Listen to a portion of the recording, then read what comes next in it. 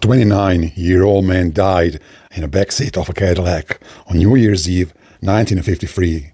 6 months later, rock and roll exploded. Half of American modern music exists because of this man. And without him, Elvis, maybe even the Beatles, might never have existed. Maybe, who knows. He influenced everyone. None of them would sound the same without this man. The Rolling Stones, Beck, Elvis, the Eagles, Johnny Cash, Jack White, Bob Dylan, Tom Petty, Bruce Springsteen, Willie Nelson, Buddy Holly, and so on. And without Buddy Holly, maybe the Beatles never happened. His name is Hank Williams. His influence is huge. It's not just country music. People hear that name and usually think, he's just an old country singer from the 50s. But without Hank, half of what we listen to today wouldn't exist. His songs were confessions, loneliness, booze, guilt, lost love, real life, free chords, a broken heart, the truth. He practically invented that raw, honest songwriting style, the one where the voice cracks a little and you believe every word.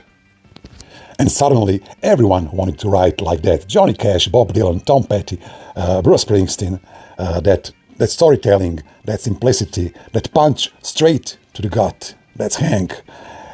He didn't just write songs. He basically invented modern American songwriting.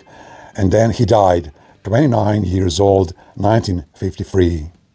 And then, just 6 months later, July 1954, one of the most important moments in the history of modern music, a 19-year-old truck driver walks into Sun's studio in Memphis, Tennessee. His name is Elvis Presley. Nobody in that room knows it yet, but music is about to change forever. Elvis took black rhythm and blues, white country, and gospel emotion and fused them into something completely new. And that mix became the foundation for everything that followed. The Beatles, the Rolling Stones, Bob Dylan, even punk in the 70s owes a little to that energy. But it wasn't just the music. Elvis was not the first singer who moved on stage, no. But Elvis was the first to bring sexuality to mainstream music. When he hit that stage, those hips moving with the beat, America was in shock. TV shows even filmed him from the waist up because they thought his moves were just too much. In the 50s, any hint of sexuality was taboo, so Elvis woke America up from its conservative dream.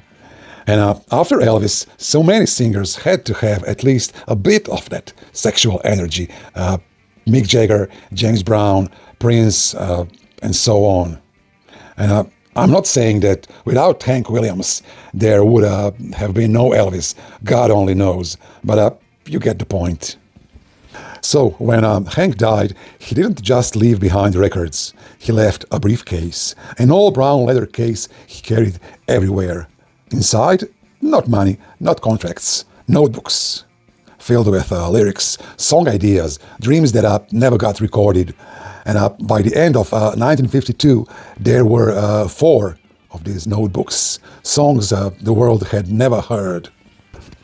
Upon Hank's death, his mother gave these lyrics to the publisher, and they kept them in a locked safe. 66 songs in all. And in 2002, Sony bought these notebooks, and an idea appeared. What if other artists finished Hank's words? And the first person they called, well, Bob Dylan, a lifelong Hank fan. But Bob didn't want the whole album. He chose just one song and recorded it. And then others joined, Norah Jones, Jack White, Alan Jackson, and others. So Hank wrote the words and they wrote the music. But here's where it gets weird. So in 2002, Sony Music bought the catalog. The notebooks were moved again, fireproof rooms, maximum security, and then something strange happened. 2 of the notebooks disappeared. Just gone. A newspaper exposed it. Collectors somehow had them. Police got involved. And eventually, the notebooks were recovered. Like stolen art, like evidence, like something priceless. Because they were. So in the end, 12 of those unfinished songs became real recordings. Songs Hank started, but never lived long enough to finish. It feels strange, like he's still writing, still speaking, still here. And that's the thing about Hank Williams.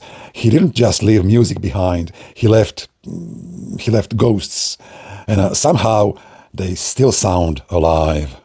All right, that's it. Until next time, blah blah blah. See ya, blah blah blah.